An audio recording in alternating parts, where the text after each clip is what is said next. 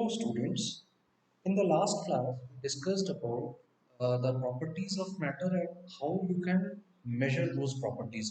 हमने chemical properties देखी थी and physical properties देखी है and what is the difference between physical and chemical properties वो हमने डिस्कस किया है. मेजरमेंट ऑफ फिजिकल प्रॉपर्टीज के बारे में डिस्कस किया है. केमिकल प्रॉपर्टीज हम लोग लेटर ऑन डिस्कस करेंगे, बट फिजिकल प्रॉपर्टीज कौन कौन से हैं and how you can measure them. And उसी में हम व्हाट वी वर डिस्कसिंग कि यूनिट्स ऑफ मेजरमेंट क्या होते हैं, जहाँ पे हमने ये भी डिस्कस किया था कि कुछ बेसिक यूनिट्स होते हैं एंड कुछ derived units.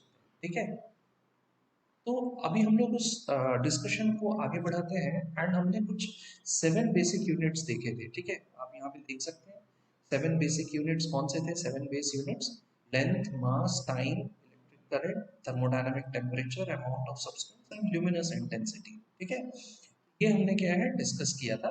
Now you see हम यहाँ पे हमने एसआई यूनिट के बारे में भी डिस्कस किया था, लेकिन एक क्वेश्चन जो आता है जो आपको समझना है बहुत इंपॉर्टेंट होता है, that is your national standards of measurement.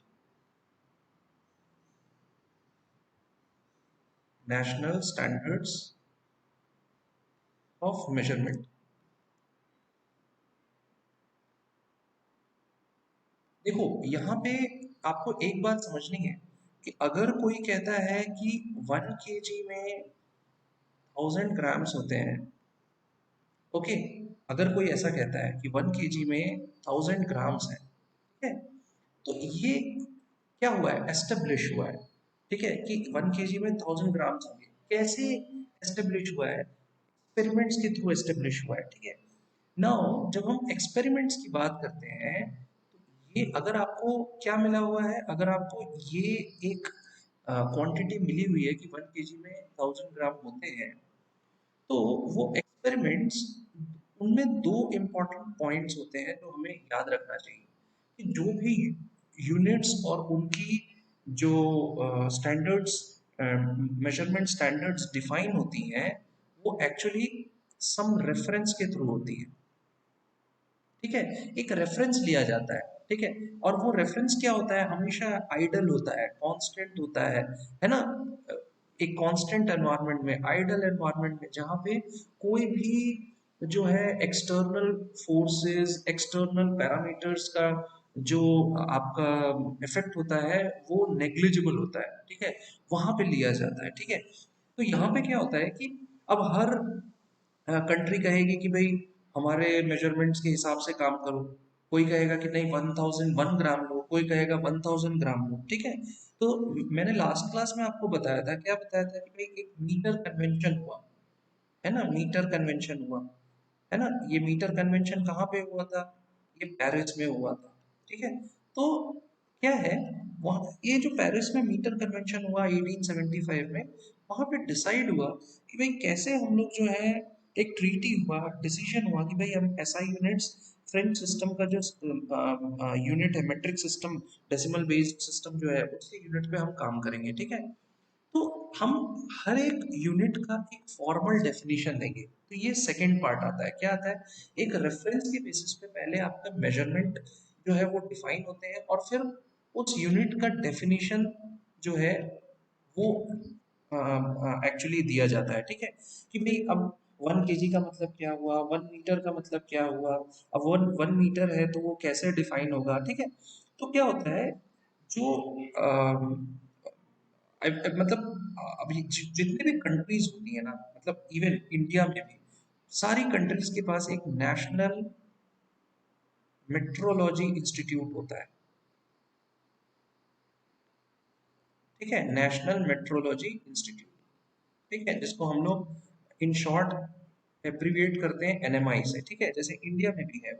Fine, तो क्या होता है कि नेशनल मेट्रोलॉजी इंस्टीट्यूट ये जितने भी स्टैंडर्ड्स हैं उनके मेजरमेंट को मेंटेन करता है. ठीक है, नेशनल मेट्रोलॉजी इंस्टीट्यूट इसका काम है. ठीक है, और ये किसके अंडर आता है, वो आता है नेशनल फिजिकल लेबोरेटरी के अंदर आता है. तो हमारे देश में नेशनल फिजिकल लेबोरेटरी है. ठीक है, वो कहाँ पे है, वो न्यू दिल्ली में है. ठीक है, जीके का क्वेश्चन हो सकता है, लेकिन यहाँ पे मैं आपको इसलिए पढ़ा रहा हूँ बिकॉज आपको ये पता होना चाहिए कि भाई अब फिजिक्स में मेजरमेंट्स या केमिस्ट्री में मेजरमेंट्स जो हम करते हैं वो कैसे होता है। तो नेशनल फिजिकल लेबोरेटरी होती है, अभी हमारे इंडिया में जो है वो न्यू दिल्ली में है उसका मेन ऑफिस। ठीक है, नेशनल फिजिकल लेबोरेटरी जो है, तो ये क्या करती है लेबोरेटरी, ये बेस यूनिट्स, डिराइव यूनिट्स, ठीक है, इनके एक्सपेरिमेंट्स करती है। ठीक है, अब वो एक्सपेरिमेंट्स किसके टर्म्स में होते हैं, वो होते हैं आपके जो measurements national standard of measurements है उनके थ्रू होते हैं। ठीक है, वो किससे ये जो मेजरमेंट्स करेंगे वो वेरिफिकेशन कैसे होगा। ठीक है, तो हमने बताया ना कि एक स्टैंडर्ड बनाया गया मीटर कन्वेंशन में, तो उसका जो वेरिफिकेशन होगा वो बीआईएस से होगा। ठीक है, इंटरनेशनल ब्यूरो ऑफ स्टैंडर्ड्स, ये कहाँ पे है, पेरिस में है। ठीक है, तो अब मैं आपको बताता हूँ एग्जैक्टली होता क्या है। ठीक है, तो अब जैसे कि कैसे डिफाइन होता है, let's see one by one. मान लो कि अगर हम लोग बात करते हैं मीटर की, ठीक है, मीटर क्या है, लेंथ का यूनिट है, करेक्ट, जो लेंथ जो हमारे पास बेसिक। तो अब मीटर का स्पेसिफिकेशन कैसे होगा, मीटर को कैसे हम डिफाइन करेंगे, मैंने बताया ना, एक रेफरेंस लिया जाता है ना, रेफरेंस लेने के लिए उसका मेजरमेंट होता है, आइडल सिचुएशन में होता है, उसके बाद डेफिनेशन आता है। तो कैसे डिफाइन किया जाता है, तो मैं आपको एक एग्जांपल लेता हूँ मीटर का। ठीक है, मीटर किससे डिफाइन होता है, तो पहला जब भी डेफिनेशन आएगा तो SI unit of length is metre, ये हमारा डेफिनेशन का पहला लाइन होता है। इसके बाद अब अगर हम कहते हैं कि इसको हम लोग किससे दिखाते हैं, सिंबल स्मॉल एम से दिखाते हैं, अब इसका डेफिनेशन कैसे होता है, तो इसको क्या करते हैं ना कि एक इसके इसको पहले हम डिफाइन करके देखते हैं कि कैसे होता है। तो it is defined by taking the fixed numerical value, fixed numerical value of speed of light, of speed of light in vacuum. देखो, वैक्यूम में आइडियल कंडीशंस होते हैं, हाँ, ख्याल रखना, आइडियल कंडीशंस होते हैं वैक्यूम में, कोई रेजिस्टेंस नहीं होता है, कोई इंटरफेरेंस नहीं होता है, ठीक है ना, vacuum. Now what is this vacuum, let us suppose speed of light in vacuum is c, है ना, और इसको हम लोग क्या स्पेसिफाई करते हैं, एक वैल्यू स्पेसिफाई करते हैं 299,792,458। अब ये जो वैल्यू स्पेसिफाई किए हैं ये मीटर पर सेकंड में किया है, जिसको हम मीटर सेकंड माइनस वन भी कहते हैं, क्योंकि ये एस नीचे से ऊपर जाएगा तो एस की वैल्यू क्या हो जाएगी, ऊपर जाने से माइनस वन हो जाएगी, करेक्ट, नीचे में वन है, ऊपर माइनस वन हो जाएगी। ठीक है, तो अभी मैंने क्या बताया कि मीटर को डिफाइन करने के लिए कैसे डिफाइन करेंगे, हम फिक्स्ड न्यूमेरिकल वैल्यू लेंगे किसकी, स्पीड ऑफ लाइट की, किस में, वैक्यूम में। स्पीड ऑफ लाइट को किससे हम लोग डिनोट कर रहे हैं, सी से डिनोट कर रहे हैं। उसकी मेजरमेंट कैसे किए हैं, तो 299,792,458 मीटर्स पर सेकेंड। ये स्पीड ऑफ लाइट को एक्सपेरिमेंट से पता चला है कि वैक्यूम में स्पीड ऑफ लाइट इतने मीटर्स एक सेकेंड में वो लाइट जो है ट्रैवल कर जाता है। ठीक है, इसके बेसिस पे हमने क्या डिफाइन किया, मीटर का डेफिनेशन किया। ठीक है, अब आपका क्वेश्चन आना चाहिए कि भाई हमने मीटर को तो डिफाइन कर दिया पर इस सेकंड को कैसे डिफाइन करेंगे, तो सेकंड को डिफाइन करने के लिए हम लोग क्या करते हैं, सीजियम फ्रीक्वेंसी के टर्म्स में इसको डिफाइन करते हैं।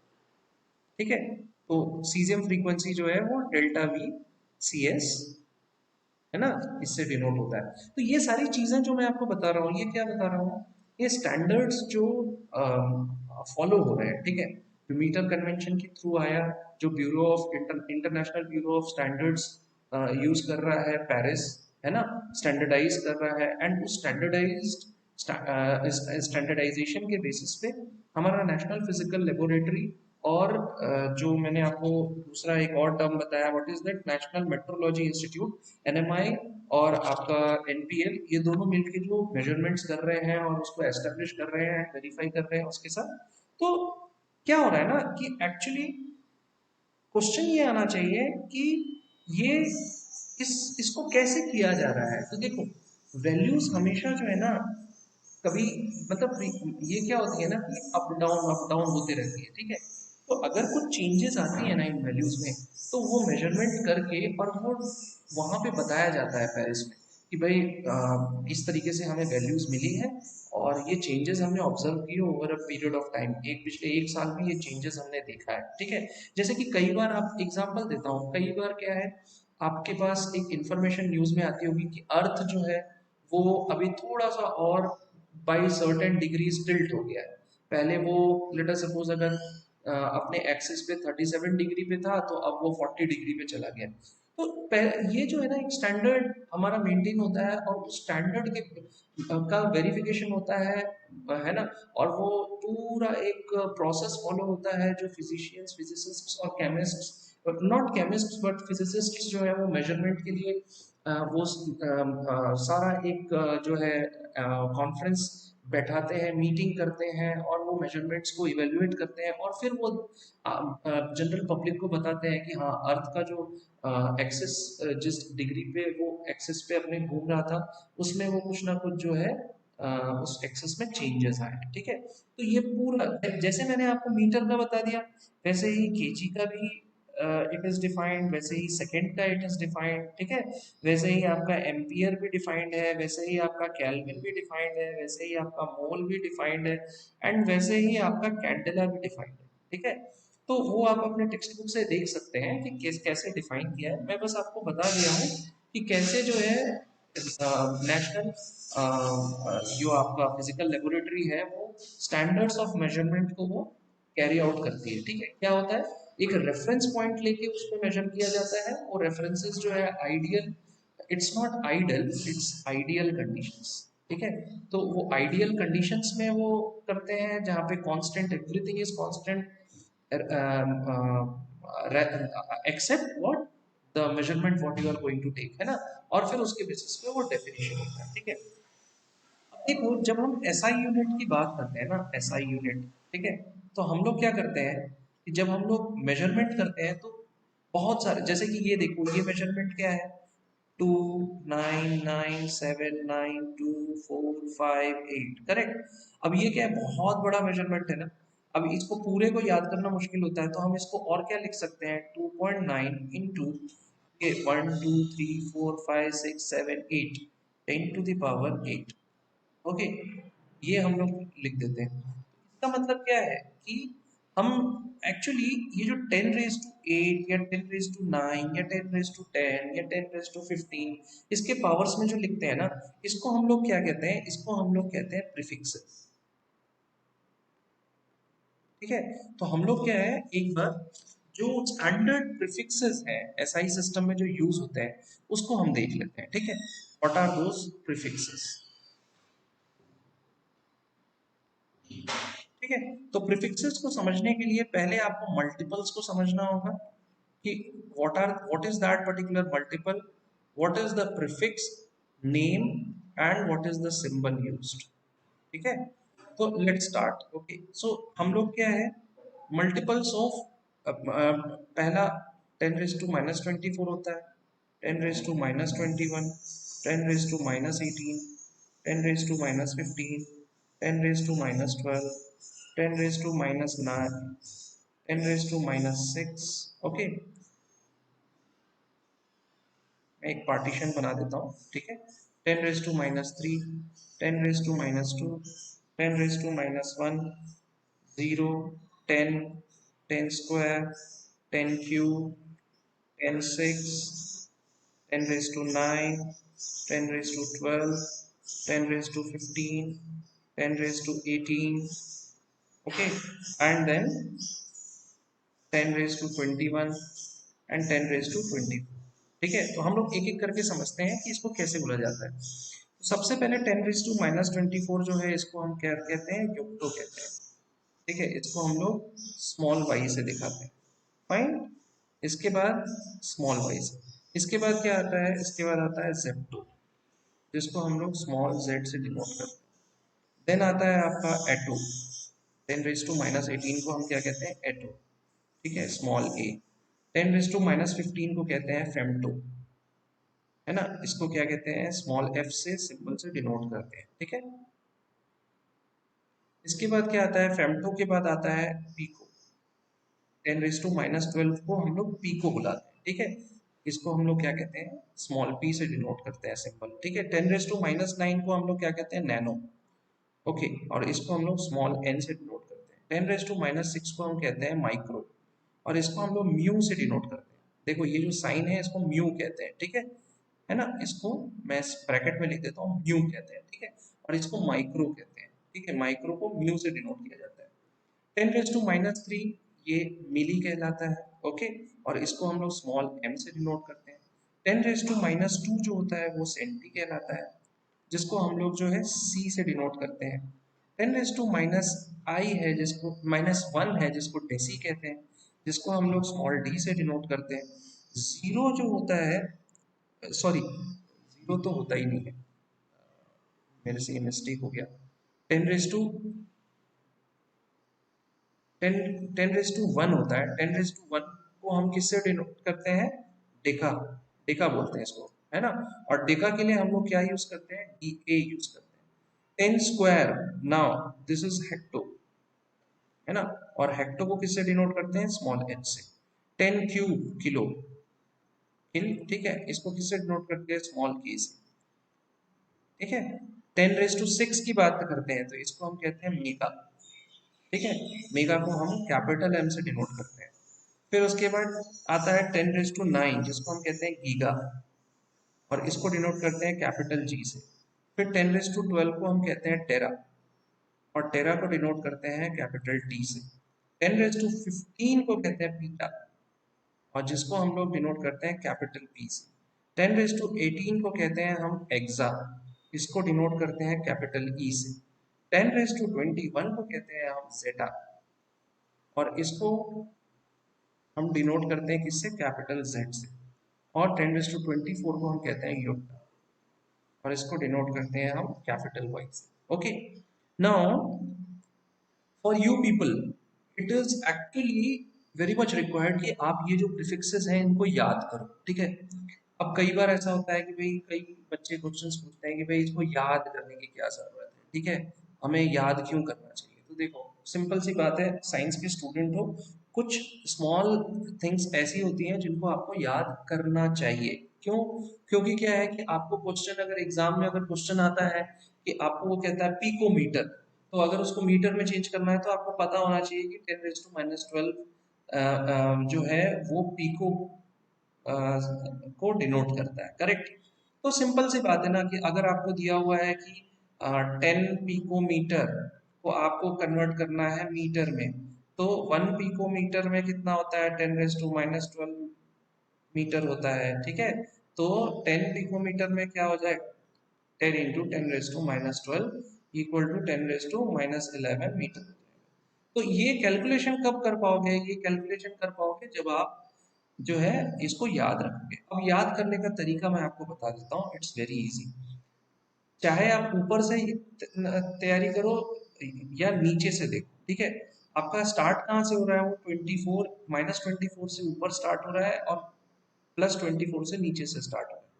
और अगर आप ध्यान दो तो हर आ, हर एक प्रीफिक्स के बीच में गैप जो है वो 3 3 का है, ठीक है।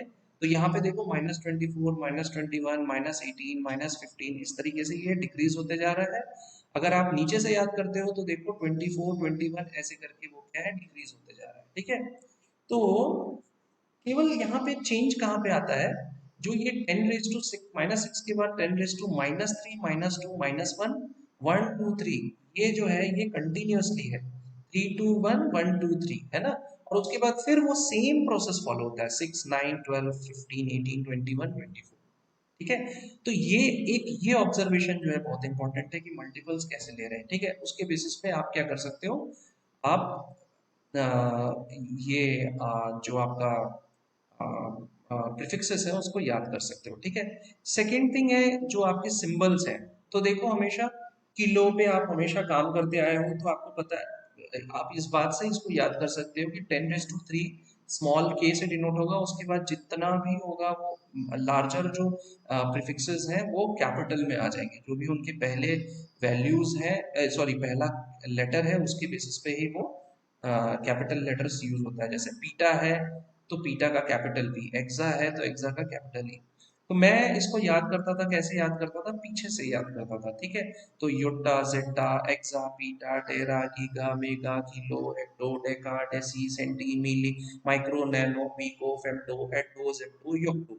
मैंने इसको ऐसे याद कर लिया था, ठीक है। आप ऊपर से याद करो या योक्टो जेप्टो से याद करो या नीचे से याद करो, वो आपके ऊपर है, ठीक है। बस आप याद रखो कि इसको जब याद करते हो, जहां से भी याद करते हो, वहां से आप इसको जो है ना लिख के आपके दिमाग में होना चाहिए कि कैसे मल्टीपल्स जो है वो कैसे इंक्रीज या डिक्रीज हो रहे हैं, ठीक है। तो पीछे से अगर देखोगे याद, जैसे मैंने किया था, तो मैंने डिक्रीजिंग फॉर्म में याद किया था कि 24 से डिक्रीज होकर वो -24 तक जाएगा, ठीक है। So this is how, and this is very important. हाँ, इसको याद करना है तो करना है, इसको करो, ठीक है। इवन अगर मान लो कि अगर एग्जामिनेशन में आपको दे भी देता है कि 10⁻24 इज योक्टो, लेकिन फिर भी आपको एज अ स्टूडेंट आपको ये याद होना चाहिए, ठीक है। So once this we have done, now one more thing is there कि मैंने आपको क्या बताया था कि रेफरेंस स्टैंडर्ड, ठीक है। मैंने आपको एक टर्म बताया था, what is that term? Reference standard, है ना। मैंने डेफिनेशन बताया, लेकिन मैंने ये भी बोला था कि एक रेफरेंस लिया जाता है और रेफरेंस स्टैंडर्ड पे काम किया जाता है। तो देखो, जब भी हम यूनिट ऑफ मेजरमेंट, मान लो यूनिट ऑफ मेजरमेंट ले लिए, जैसे किलोग्राम ले लिए या मीटर ले लिए, ठीक है। तो क्या होता है ना कि साइंटिस्ट जितने होते हैं ना ऑल ओवर द वर्ल्ड, ऐसा नहीं है कि इंडिया का साइंटिस्ट बोलेगा कि भाई मैं अपने रेफरेंस पे काम, है ना। तो स्पेन का साइंटिस्ट बोलेगा मैं अपने रेफरेंस पे काम करूंगा। तो क्या होता है ना, ये सारे साइंटिस्ट जो है मेजरमेंट्स करते हैं, डेफिनेटली इंडिविजुअल मेजरमेंट्स करते हैं, and then they come up with meeting, और वहां बैठते हैं और वो डिसाइड करते हैं, ठीक है, कि कैसे करेंगे। जैसे कि I can give you an example कि भाई मास को अगर मेजर करना है तो उसके लिए क्या यूज होता है? एनालिटिकल बैलेंस यूज होता है, ठीक है। एनालिटिकल बैलेंस यूज होता है। आप अपने एनसीईआरटी की टेक्स्ट बुक में इसका एक डायग्राम भी देख सकते हो, ठीक है। एनालिटिकल बैलेंस यूज होता है, लेकिन अब उसका कैलिब्रेशन कैसे होगा? कैलिब्रेशन कैसे होगा? मतलब वो जीरो से स्टार्ट होगा, वन से स्टार्ट होगा, कैसे स्टार्ट होगा, है ना। तो अब जैसे कि एनालिटिकल बैलेंस की बात करते हैं, तो देखो एनालिटिकल बैलेंस को यूज किया जाता है मास के लिए। तो 1889 में क्या हुआ कि इसको बताया गया कि भाई किलोग्राम जो है वो स्टैंडर्ड होगा। लेकिन ये स्टैंडर्ड कैसे बना? तो एक्चुअली क्या है ना, जो आपका प्लैटिनम इरिडियम जो आपका सिलेंडर है, ठीक है, इसमें ये जो है आपका स्टोर्ड है। क्या स्टोर्ड है? जो आपका एयर टाइट एक जार है, वो प्लैटिनम इरिडियम सिलेंडर है, वो स्टोर्ड है एयर टाइट जार में। आप अगर कभी bureau of weights and measures जाओगे, है ना, जो फ्रांस में है, तो वहां पे क्या है कि ये प्लैटिनम इरिडियम सिलेंडर जो कि एयर टाइट जार में है, वहां पे जो भी हम लोग मेजरमेंट करते हैं, अब हम कहते हैं कि भाई 1 kg अब 1000 ग्राम नहीं रहा, 1001 ग्राम हो गया। तो वो कहाँ से पता चलेगा? जब हम लोग ये जो प्लैटिनम इरिडियम सिलेंडर है जो कि एयर टाइट जार आपके फ्रांस में है, सेवरस, सेवरस एक जगह है वहां पे, जो international bureau of weights and measures है वहां पे। तो वहां से एक्चुअली वो क्या है, एयर टाइट जार है ना, वैक्यूम की बात हो रही है यहाँ पे, एयर टाइट। वहां पे उसमें कोई भी प्रॉब्लम्स नहीं आएगी। जब हम कैलिब्रेशन की बात करते हैं ना, क्या होता है कभी कभी आपकी घड़ी जो है चलती रही चलती रही चलती रही, अचानक से क्या हुआ, बंद हो गई। फिर आपने क्या किया, सेल लगाया, तो फिर वो स्टार्ट हुआ। लेकिन जब वो बंद हुआ उस समय कुछ ना कुछ उसका जो है ना प्लस माइनस का एरर आ जाता है, ठीक है। तो ये प्लस माइनस के एरर को जितना रिड्यूस करोगे उतना आपको जो है ना एक्यूरेसी इंक्रीज होगी, ठीक है। और यही प्लस माइनस का एरर क्यों आता है? प्लस माइनस का एरर एक्सटर्नल फैक्टर्स के कारण, ठीक है। कि मान लो कि आप कहते हो कि ओके मैं 10 स्टेप चला, ठीक है, लेकिन वो 10 स्टेप आप कैसे चले, लॉन्ग स्टेप्स लिए या शॉर्ट स्टेप्स लिए, ठीक है।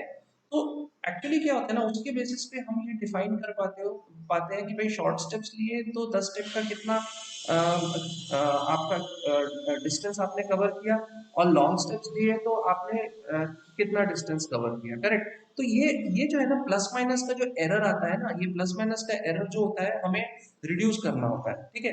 तो ये जो साइंटिस्ट लोग होते हैं जब रेफरेंस स्टैंडर्ड बनाते हैं, तो वो स्टैंडर्ड हमेशा चेक किससे करते हैं? किसी एक पर्टिकुलर एक एक ऐसा रेफरेंस बनाया जाता है जो कि आइडियल कंडीशंस में है, मैंने आपको आइडियल कंडीशंस बताया था ना। तो जैसे कि प्लैटिनम इरिडियम सिलेंडर है जो कि आपके बीआई वो वेट्स एंड मेजर्स ब्यूरो में रखा हुआ है फ्रांस में, एयर टाइट जार में। अब क्या एयर टाइट जार का मतलब क्या है कि उसमें एक्यूरेसी जो होगी ना एकदम एकदम 0.0001% का एकदम जो है ना आपका एरर आएगा, 0.0000। क्यों, उसका रीजन क्या है? बिकॉज वो उसमें एक्सटर्नल जो फोर्सेस हैं, एक्सटर्नल जो फैक्टर्स हैं, उसके कारण कोई इशू नहीं आ रहा है, ठीक है। तो दिस इज एन एग्जाम्पल, ठीक है। ऐसे कई एग्जाम्पल्स हैं जिनके बेसिस पे क्या होता है कि आपके जो है ना मेजर्स वो स्पेसिफाई होते हैं, ठीक है। So we will discuss about derived units in the next class. So till then, thank you very much for listening to me. Have a nice